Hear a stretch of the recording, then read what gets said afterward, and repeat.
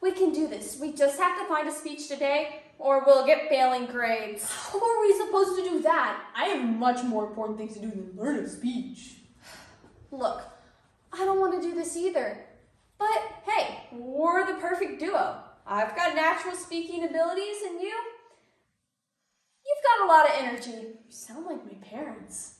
Look, we don't have much time, so let's get started. Many people have a fear of public speaking, Or nervous energy that makes you clam up in the middle of a performance. Whatever the case might be, it's always easier to do it with a friend. Agreed. Sharing the experience with a friend can make it seem less frightful and more fun. Unless your friend is extra goofy and would rather mess around than learn a speech. Hey! But maybe things will work out just fine in the end. Yeah, maybe. We'll see. The Hand Carried by Ken Bradbury. I don't see why we gotta be in this silly speech contest anyway. We could be outside playing basketball. I'll tell you why, buddy. Can't you remember anything? The girls! Don't you remember all those beautiful young ladies at last year's contest? We walked around all night with those ribbons pinned to our chest, and those little beauties would come up to us and say, "Gosh, where'd you get that big shiny medal?" Yeah. And then you'd say, "Well, this right here is the CCC medal. Coolest cat at the contest." Well, it didn't hurt to stretch things a little. A little? Listen, we better find a speech and fast. Otherwise, Mr. Orr says we can't even be in the contest. Ooh, there sure are a lot of speeches around here. It's gotta be good this year. Mr. Orr says that the speech contest judges are the pickiest people in the world. You remember that really frightful one we had last year? Yeah, I don't know who got the bigger kick out of it. Her laughing at us or us laughing at her about hats and fake eyelashes. Hey, listen. Listening. What if we write our own? To what? Write our own speech. You know, about the stuff that happens around here at school. Like Mr. Brim. You remember that announcement he made at the assembly last September? The one where he... Yeah, the one where he said, "It has been brought to my attention." In other words, some other teacher sneaked in and told him. Yeah. "It has been brought to my attention that there are several girls who have been taking the PE class who have failed to buy the required PE shorts and blouses.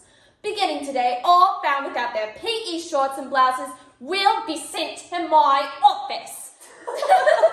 Or how about that one he put outside the art room a few months ago?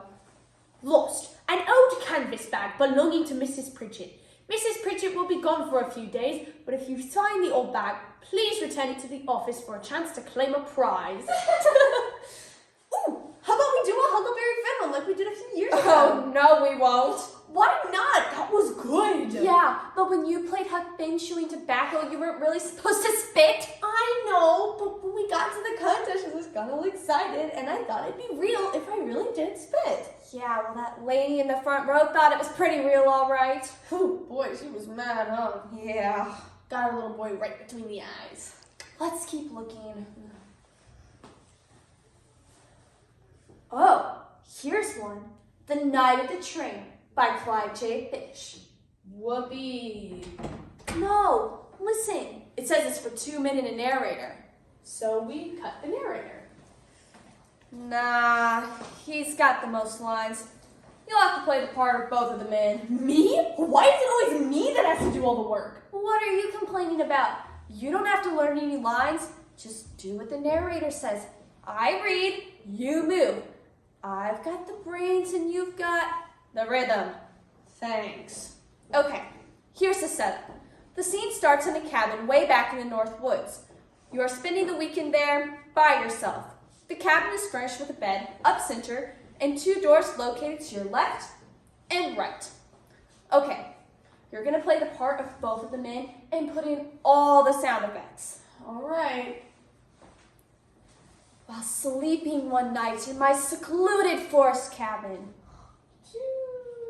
the wind howling its mournful song, the fire crackling in the fireplace, I lay dreaming of my long-lost, beautiful, warm, vivacious, enticing, cuddly old sheepdog named Rex. Suddenly, there was a knock at the door. At first, I did not hear. The knock came again, which awoke me with a start and sent a chill down my spine. There came another knock, only this time at my back door. I said, "Who's there? Who's there?" But my terror-stricken throat responded with only a whisper, "Who's there?" There came another knock. I reached for my gun. It was a huge antique muzzleloader and crouched behind my bed. The door creaked open. Creak. Slowly. Creak. And there stood a tall, muscular, ferocious, bloodthirsty, small dog trainer. He lurched at me. Ha! Slowly. I cocked my gun and fired. Then, but the gun failed to fire. Click. I fired again. Click. This time, it fired. Bang! The dog trainer stood wide-eyed as the bullet came roaring towards him. But I had missed. It was my last shot. The gun was empty. He viewed my helpless condition. A smile curled his evil lip. He crept towards me, his huge hands measuring my trembling throat. And then, just as the claws touched me, "Hey, what do you think you're doing?" What am I doing? Where did you learn how to read? I don't care how many girls are going to be at that contest. I'm not working with you. You're crazy. Oh yeah? Well, you're not playing with a full deck. You're one sandwich short of a picnic. You knucklehead. You goofball. You turkey. Listen, I think this might have possibilities. Yeah, me too. But how are we going to end it? How about... That's all, folks. Nah, that's corny. Hey, what if we do that Shakespeare thing those two high schoolers did a couple of years ago? Oh, my prince, I died. You sure did. Nice die, Skip. But I don't think that fits us. Yeah. Ooh, how about we do it like our minister does? How's that? Take up a collection. I don't think that's legal. Probably not. How's about I get a big amen? Get serious. Okay. How about we do it like they do on TV? This speech was brought to you by Dan Ramtham and his little friend, produced and directed by Mr. Orr, our squirrely speech coach, who takes us to these contests thinking we go for the thrill and joy of performing before an audience. What we actually like doing is getting out of study hall to rehearse and goof around. Plus, the girls you meet at these contests are way better than any old speech you have to say. Hey, Mr. Orr.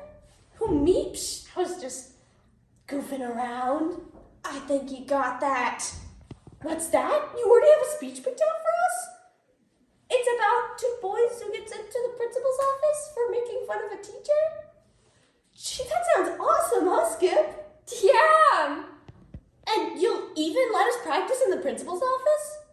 And you'll meet us there in 5 minutes to let us practice? Gosh, you're a swell guy, Mr. Orr. Say, we were just talking about you. You